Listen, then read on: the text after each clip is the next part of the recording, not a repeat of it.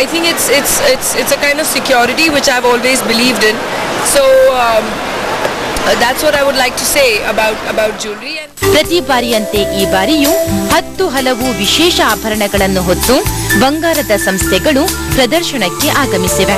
ಸಾಂಪ್ರದಾಯಿಕ ಆಧುನಿಕ ಆಭರಣಗಳು, ಹರಳು, ಮುತ್ತು, ವಜ್ರ ಹೀಗೆ ಸಾವಿರಾರು ಬಗೆಯ ಉತ್ಪನ್ನಗಳು ಒಂದೇ ಸುಲಿನಡಿ ಮೇಳೈಸಿವೆ. ಎರಡು ಡಿಸೈನ್ ಮಾಡಿ ಮ್ಯಾನುಫ್ಯಾಕ್ಚರ್ ನಾವೇ ಮಾಡೋದು.